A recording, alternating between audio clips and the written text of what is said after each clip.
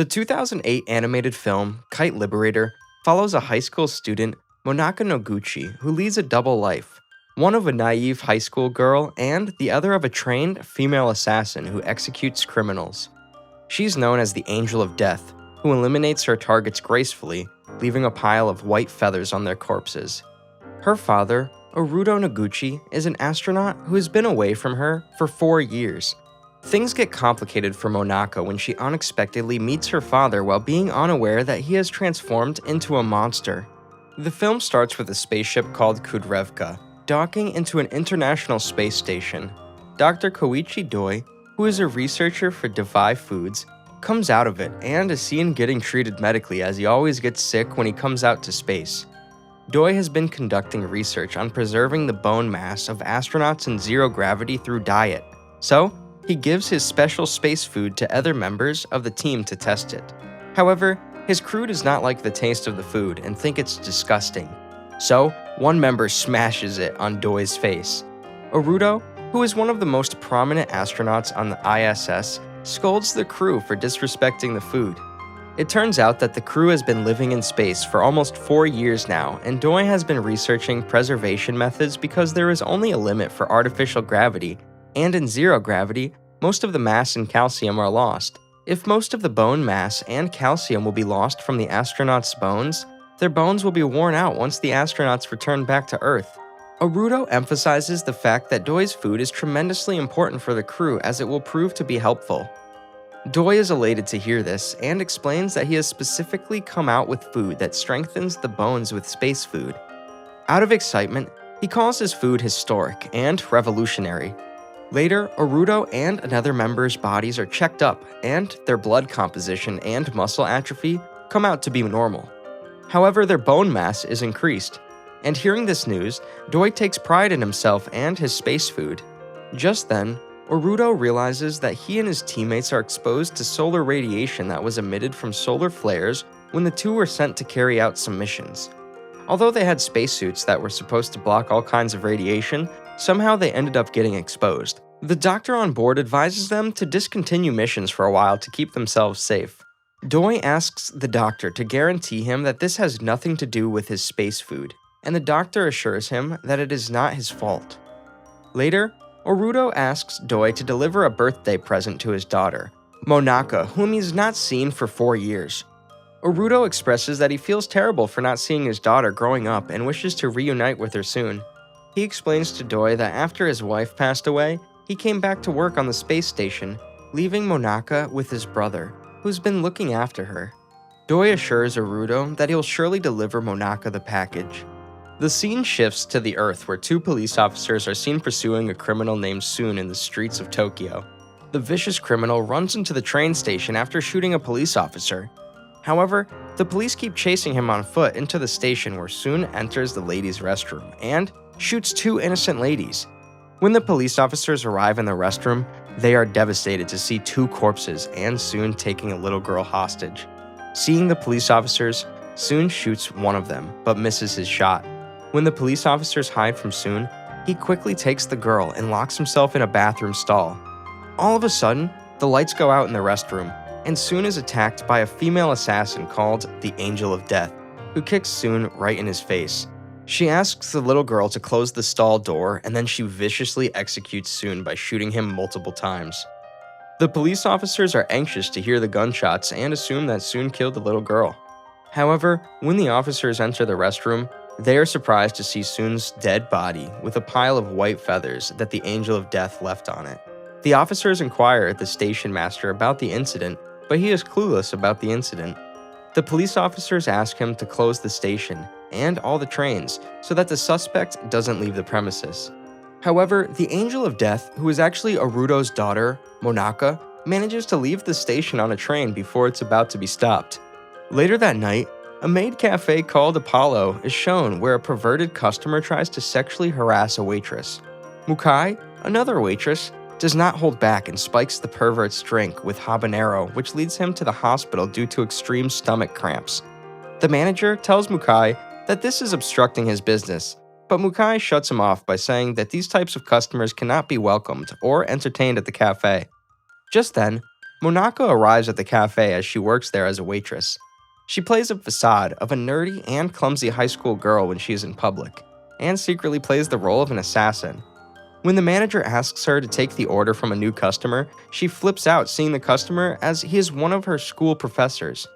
Keeping her face hidden, Monaka takes the order and rushes into the kitchen where she apologizes to the manager for her clumsy behavior.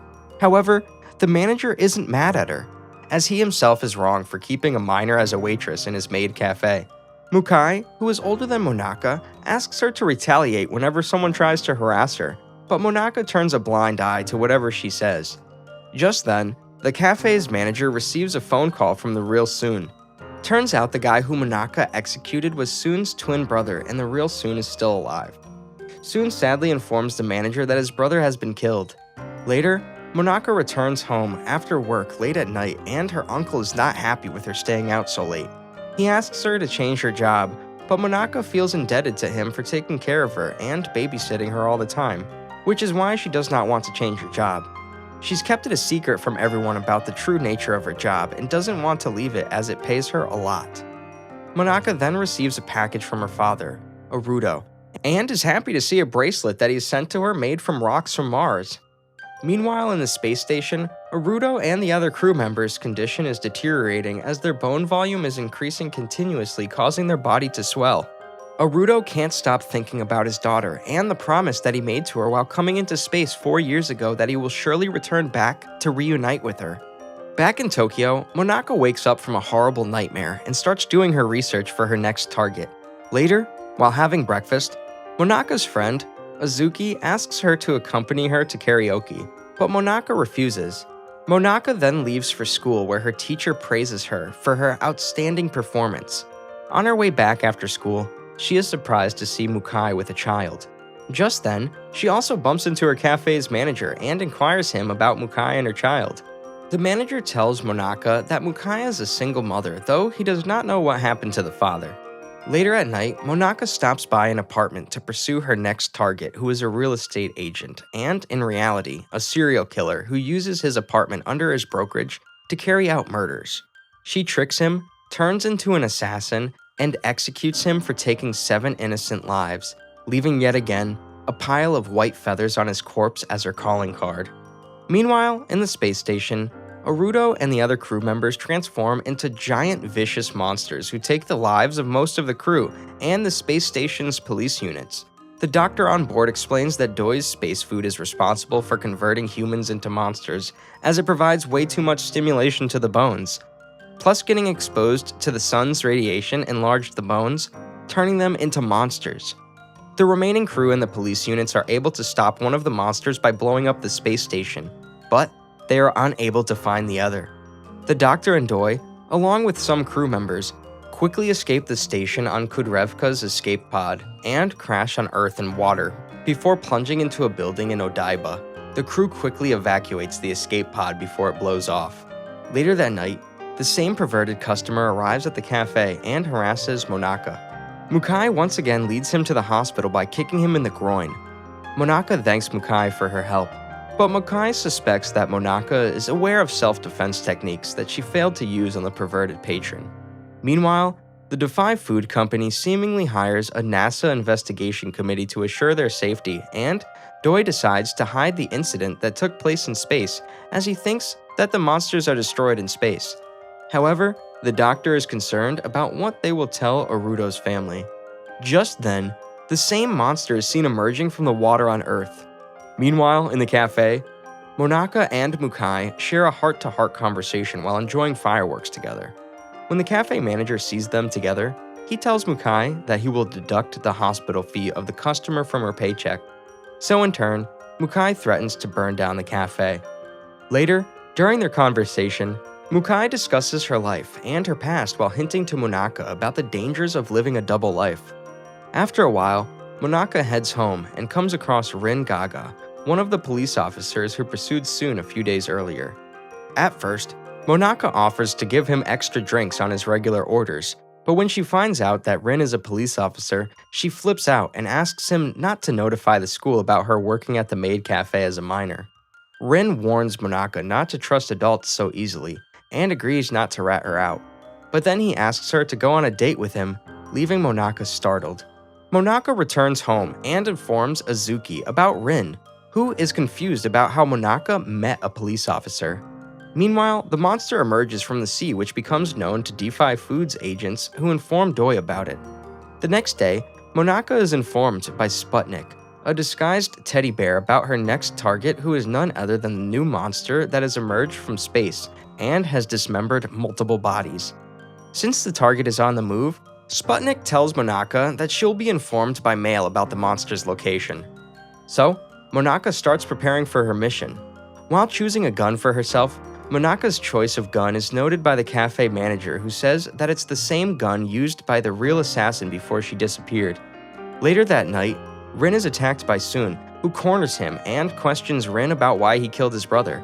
Rin tells him that it was in fact the infamous assassin, the Angel of Death, who killed his brother. Just then, Rin turns on the television, diverting Soon's attention, and a gunfight starts.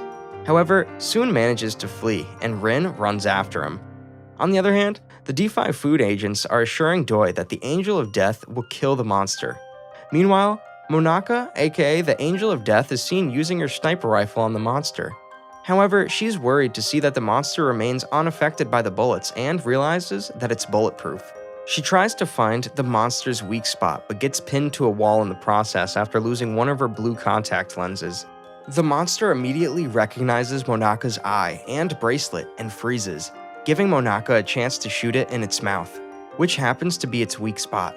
The monster then falls from the bridge onto a convoy that Doi is traveling with.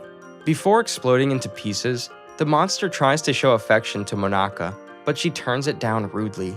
Doi takes Monaka with him in his car and appreciates her for eliminating the monster and saving the world.